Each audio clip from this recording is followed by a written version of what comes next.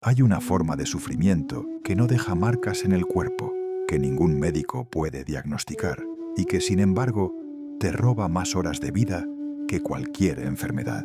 Me refiero a esa voz interior que no para, esa que repite conversaciones que ya terminaron, la que inventa problemas que todavía no existen, la que te mantiene despierto a las 3 de la mañana discutiendo con alguien que ni siquiera está en la habitación. Los grandes sabios de la época conocían este problema mejor de lo que lo conocemos nosotros actualmente. No lo llamaban estrés ni ansiedad. Lo llamaban la mente del mono, Shin no Saru, y lo describían como una criatura que salta sin parar de rama en rama, incapaz de quedarse quieta, gritando incluso cuando no hay nada que decir. Hoy aprenderás cómo los maestros Zen consiguieron silenciar esa voz hace siglos y no tiene nada que ver con lo que te han contado hasta ahora.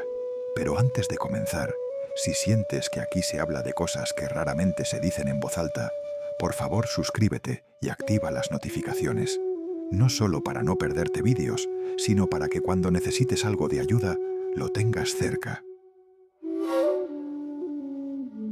Todos nos preguntamos qué podemos hacer para callar nuestra mente, pero nunca nos preguntamos el por qué nuestra mente nunca quiere callarse.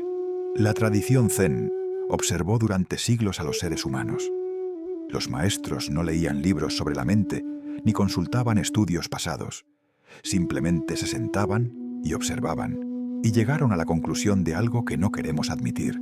La mente ruidosa no es un defecto, es una respuesta. Toda esa actividad que nos agota no es un fallo del sistema, es el mismo sistema operando tal y como aprendió en un pasado. Cuando vivíamos en entornos donde el peligro podía aparecer en cualquier momento y desde cualquier dirección, una mente que no descansaba era una mente que nos mantenía vivos. Revisar el pasado buscando errores era supervivencia. Anticipar el futuro imaginando amenazas era supervivencia. No confiar en el silencio, no relajarse por completo y no bajar la guardia aunque todo pareciera estar bien, también era supervivencia. Esa mente del mono que hoy te roba el sueño fue durante milenios la razón por la que tus ancestros amanecían cada mañana.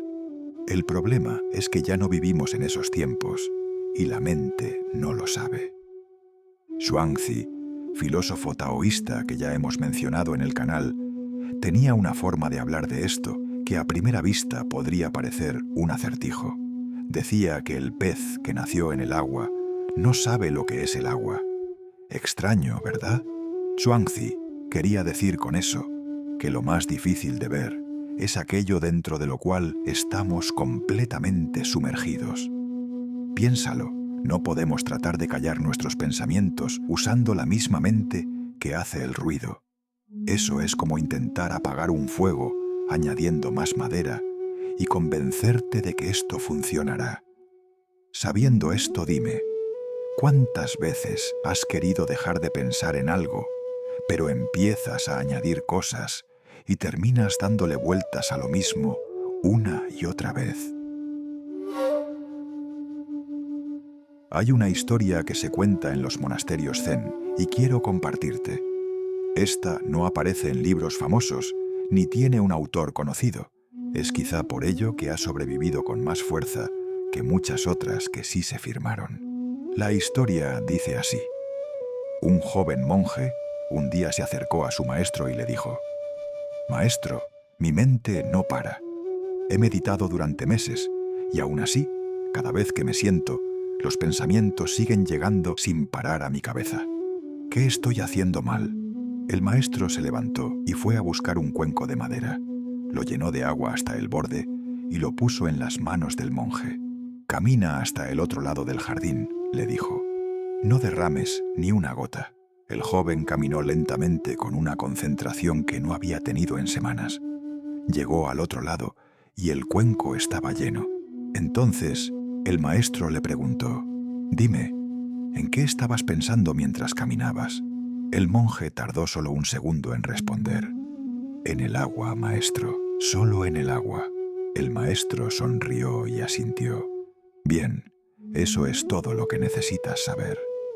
Esta historia describe algo muy profundo y sencillo al mismo tiempo. La mente no se calla cuando se le ordena que se calle, pero sí se calma cuando encuentra algo lo suficientemente real en lo que posarse. No un pensamiento, sino la realidad misma, presente, con textura y peso. Los neurocientíficos descubrieron siglos después que la red neuronal por defecto es esa red que genera el parloteo interno y se desactiva cuando prestamos atención a algo del mundo exterior. Los monjes zen sabían esto sin necesidad de escáneres cerebrales. Se dieron cuenta de que pelear contra los pensamientos los fortalecen, pero la presencia real los hace desaparecer sin necesidad de luchar. Mushin. Esta palabra japonesa no tiene una traducción exacta en ningún idioma occidental. Se escribe con dos caracteres, mu, que significa vacío o ausencia, y shin, que significa mente o corazón. Y es que en el pensamiento japonés, esas dos cosas nunca estuvieron tan separadas como en el nuestro. Mushin significa literalmente mente sin mente, o dicho de otra forma, el estado en el que la mente opera por sí sola sin que haya nadie controlando su funcionamiento. Los maestros del Budo, las artes marciales japonesas, hablaban de Mushin como el estado al que aspiraba todo practicante. Y no me refiero al estado en el que no piensas, sino al estado en el que la acción y el pensamiento se funden en algo que ya no necesita intermediarios. Te pongo un ejemplo. El arquero que ha alcanzado Mushin no piensa. Apunto, respiro y suelto. Simplemente suelta. Y la flecha llega donde tiene que llegar, porque entre el arquero y la flecha ya no hay nadie decidiendo.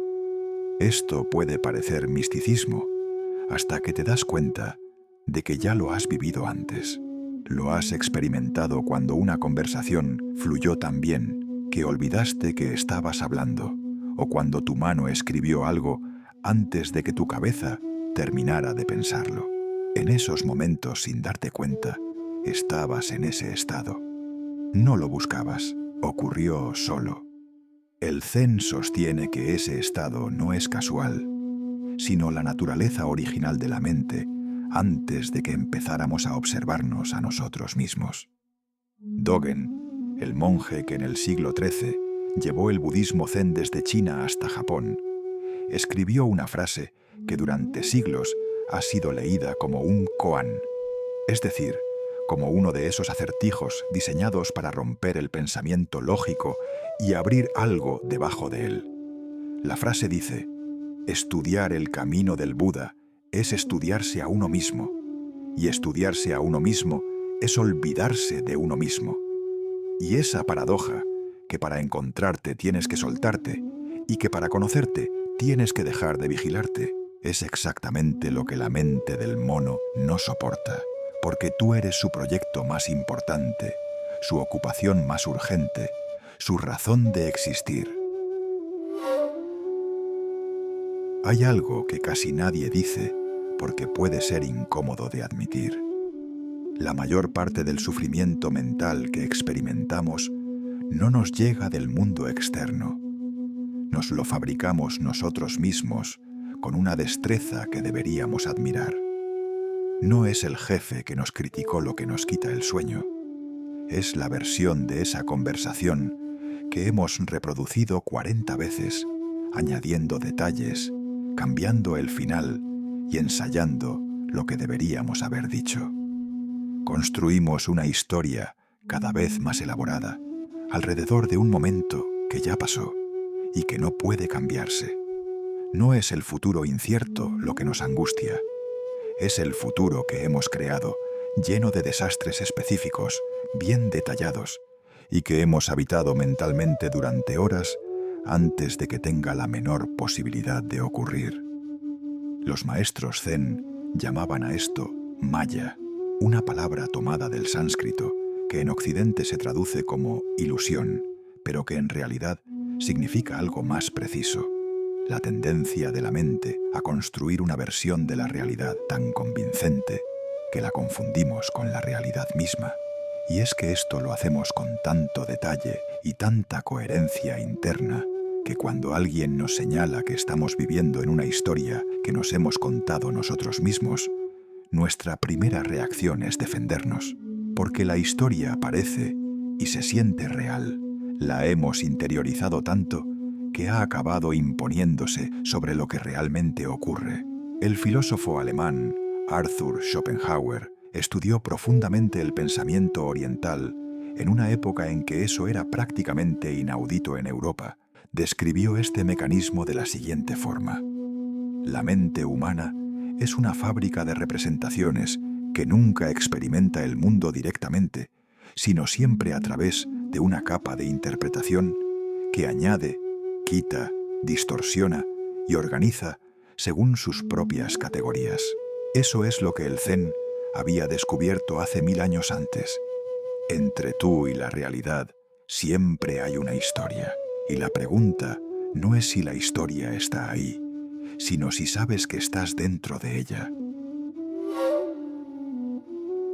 Si hay una práctica que encarna mejor que ninguna otra todo lo que hemos estado describiendo, es el zazen, la meditación sentada del budismo zen. Pero para entenderlo, primero debes desaprender casi todo lo que la cultura contemporánea ha hecho con la idea de meditar. Zazen no es una técnica para reducir el estrés, ni un ejercicio para mejorar la concentración. No se trata de una herramienta de productividad, ni mucho menos una práctica de bienestar. El maestro Dogen era explícito al respecto. El zazen que practico no es aprendizaje de meditación. Es simplemente la puerta dharma de descanso y alegría. Es la práctica de la iluminación totalmente aparecida. Con eso quería decir algo que nos cuesta entender en una cultura que mide todo por sus resultados. Zazen no es un medio para alcanzar ningún fin. Sentarse es el fin en sí mismo. No hay ningún lugar al que llegar porque ya estás aquí. La instrucción es aparentemente sencilla. Siéntate con la espalda recta. Deja que los ojos descansen medio cerrados, mirando hacia el suelo. Deja que las manos reposen, la derecha sobre la izquierda y los pulgares tocándose ligeramente. Observa la respiración, pero no la controles, no la mejores, no la uses como una herramienta, solo obsérvala. Nota cómo entra el aire, nota cómo sale, nota el momento entre uno y otro. Y cuando llegue un pensamiento, y llegará, porque siempre llega, no lo persigas ni lo rechaces. Simplemente nota que ha llegado. Puedes nombrarlo si quieres. Y después vuelve a la respiración. No porque el pensamiento sea malo, no porque necesites vaciarte de él, sino porque en el acto de notarlo sin engancharte a él, estás practicando exactamente lo que el mono no sabe hacer: soltar. Lo que ocurre después de semanas, meses e incluso años realizando esta práctica no es que los pensamientos desaparezcan. Ocurre algo más sutil y más radical. Empieza a haber un espacio entre el pensamiento y la reacción al mismo. Un instante, pequeño al principio, más amplio con el tiempo, en que empieza a existir algo que observa el pensamiento sin llegar a serlo realmente. Y es en ese breve instante cuando la mente del mono pierde su poder. No porque la hayas vencido, sino porque has descubierto que hay algo en ti que nunca estuvo a su merced. Recordemos brevemente lo que Lao Tzu escribió en el Tao Te Ching. El agua no vence a la roca peleando contra ella. No la ataca ni la confronta. El agua fluye a su alrededor, por encima, por debajo, encuentra cada grieta y cada lugar donde la roca ya no es tan roca. Y con el tiempo, la roca termina cediendo. Esto ocurre de forma gradual, sin que nadie pueda señalar el instante exacto en que ocurrió. Déjame explicarte por qué estamos recordando esto. El Zen propone exactamente esto para la mente del mono. No debe haber una guerra, supresión ni control, más bien algo parecido a lo que hace el agua. Presencia sin resistencia. Descubrir que cuando dejas de luchar con el pensamiento pierde la mitad de su energía de golpe, porque gran parte de lo que lo alimenta eres tú mismo resistiéndolo. La psicología contemporánea llama a esto defusión cognitiva y es uno de los pilares de la terapia de aceptación y compromiso que en las últimas décadas ha producido algunos de los resultados más consistentes en el tratamiento de la ansiedad y los pensamientos intrusivos. La idea central de ello es exactamente la que los maestros Zen articularon siglos antes, que el problema no es el pensamiento, sino la fusión con el pensamiento, la identificación tan completa con lo que estás pensando que ya no puedes ver la diferencia entre tengo un pensamiento y esto es verdad. Que cuando desarrollas esa distancia para ver tus pensamientos como algo que ocurre en ti y no como lo que eres, tu forma de relacionarte contigo cambia profundamente.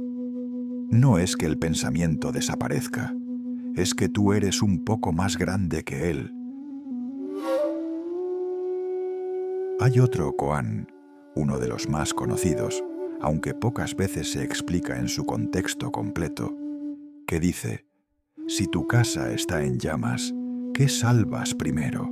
La respuesta que da la tradición Zen no es lo que esperas. No te dice que salves a las personas, ni que salves objetos irreemplazables. En realidad, no te dice nada concreto. La respuesta que da es esta. La pregunta misma es la habitación en llamas. Lo que quiere decir es algo que tarda un momento en asentarse, como casi todo lo que viene del Zen. Cuando la mente está en el caos y el mono salta, cuando los pensamientos se acumulan, la ansiedad sube y el ruido interno se vuelve ensordecedor. El error más común es empezar a resolver el caos desde dentro del mismo caos, buscar la respuesta correcta cuando la pregunta misma es el problema. Tratar de ordenar el incendio en lugar de salir de él. Porque salir no significa huir, no significa negar que hay un fuego. Significa dar un paso atrás suficientemente grande para ver la habitación entera en lugar de estar dentro de las llamas. Ese paso atrás es exactamente lo que la práctica Zen entrena. No te enseña a pensar mejor, te enseña a saber cuándo estás ardiendo y no pensando. Y esa distinción, aparentemente pequeña, es la que lo cambia todo. Hay personas que pasan décadas buscando la solución correcta a problemas que no necesitaban solución, solo distancia. Hay personas que construyen sistemas elaborados de control interno sin descubrir que lo que trataban de buscar estaba exactamente donde nunca pensaron mirar. Para terminar, hay algo que los maestros más silenciosos del Zen compartían, y es algo que no aparece en los textos más citados ni en las traducciones más populares. Es algo que se transmitía de otra manera. Compartían la convicción de que la mente en paz no es la mente que ha derrotado al ruido, es la mente que ha descubierto que siempre hubo algo debajo del ruido, algo que no llegó cuando callaron los pensamientos, algo que estuvo ahí desde antes, esperando con la paciencia que solo tiene lo que nunca ha tenido prisa, porque sabe que no puede perderse. No estoy diciendo que ese algo lo encontrarás si sigues ciertos pasos. Digo algo diferente, que ese algo ya está ahí, que la práctica no lo crea, solo despeja lo que lo cubre. Toda la sabiduría zen, taoísta y todas las palabras de Dogen, Lao Tzu y los maestros sin nombre que nunca escribieron nada, apuntan hacia lo mismo. No hay un estado que hay que alcanzar, sino que hay algo que hay que dejar de tapar. La próxima vez que la mente del mono salte de rama en tu cabeza, solo recuerda, el árbol siempre ha permanecido en calma, Y tú eres más ese árbol que el mono inquieto, aunque a veces parezca lo contrario. Si algo de lo que escuchaste hoy se quedó dentro de ti, una imagen, una idea o incluso una sensación que no sabes muy bien cómo nombrar, me gustaría saberlo. No hace falta que lo expliques con detalle, simplemente puedes dejarme una palabra o una pequeña frase en los comentarios. A veces eso dice más que cualquier otra cosa. Cuídate y nos vemos en el siguiente video.